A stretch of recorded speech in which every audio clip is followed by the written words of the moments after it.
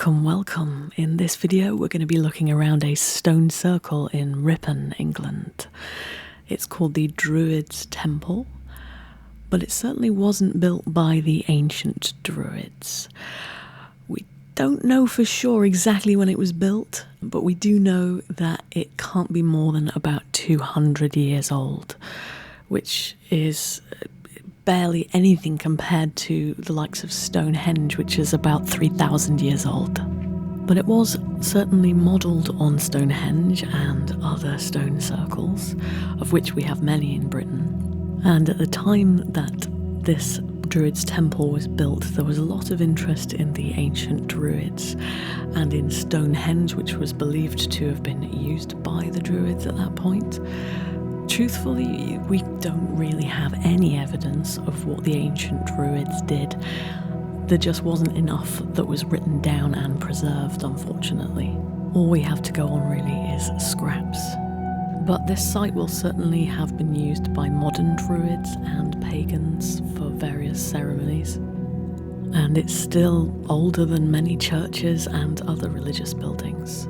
I think it's absolutely beautiful.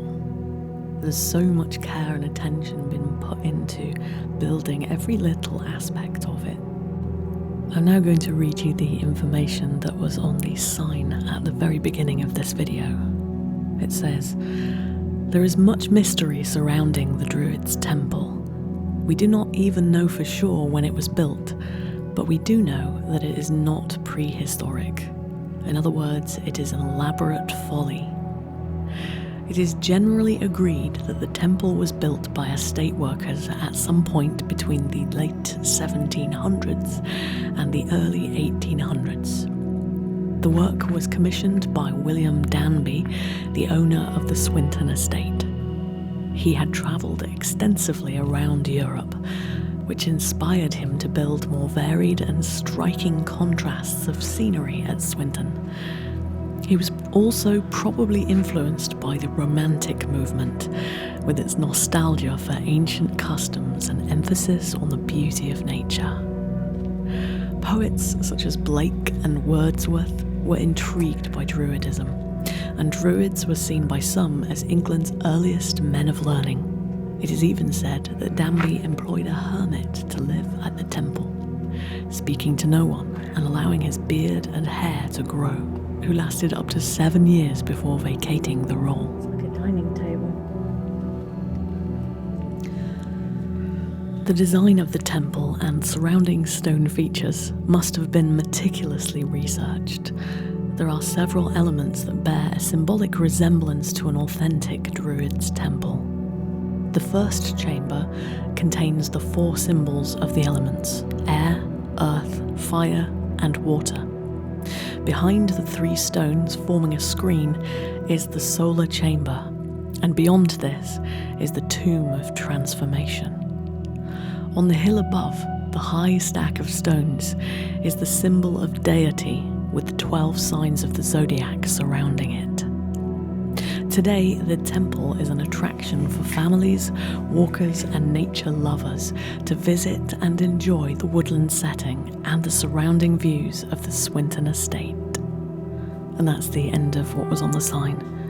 This cave looked quite light on camera, but it was actually very dark, in stark contrast to the bright sunshine that we had outside. And we were very lucky that when we arrived, there was nobody here to be seen. We had a short window of time, which was just enough to do this video tour. And then other people started arriving just as I was getting ready to take some photos of the place. So the photos that I have are quickly shot, but still beautiful. If anyone's interested in visiting this place, it is free to visit, although you do have to pay for parking, and at the moment that is £3 per car. There is a cafe with toilets near the car park, and the area is dog friendly, but I would say that it's not particularly friendly to people with mobility difficulties, because cars are forbidden beyond a certain point, even though there is a road that goes up further. and there's no provision made, there's no sign anywhere that says you can drive up here if you're disabled. So unfortunately, if you struggle with that, then this might not be the place for you. So this tree is an oak tree, and these were thought to have been sacred to the ancient Druids. You can tell an oak tree by these distinctive curly looking leaves, and of course they have acorns as well. The sign mentioned this as the high stack of stones that symbolises deity, and over there you can stand above the circle and look down over it. These little structures are dotted around the place. I don't really know what they're for, but I imagine that the hermit that was mentioned on the sign may have hung around in one of them. According to my plant identification app, these ferns that you can see everywhere are called common bracken, and the purple weeds that you can see here with tall flowers on them are called rosebay willow herb, which is known as fireweed in some other places.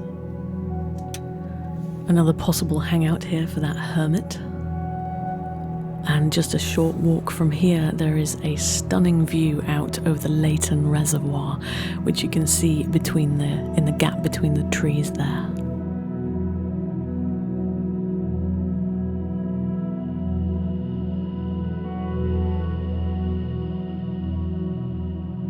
I may have to have a go at painting this scene here.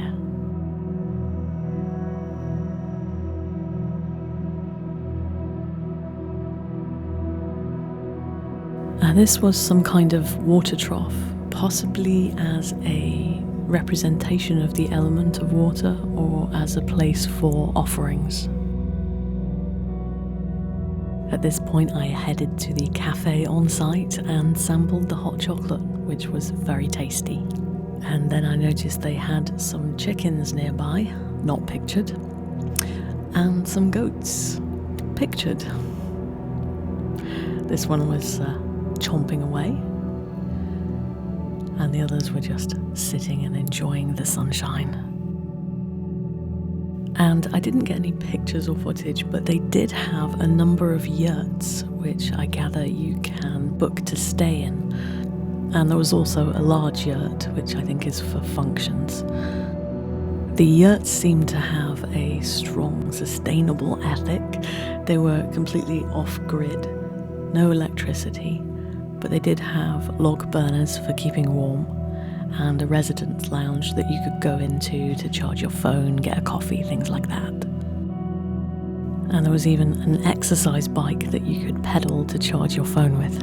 Having looked at the prices of staying in the yurts, it's definitely on the pricier side, but I could kind of see why. It was a pretty amazing place to stay. It was very clean, and there were activities to do, especially with children as well.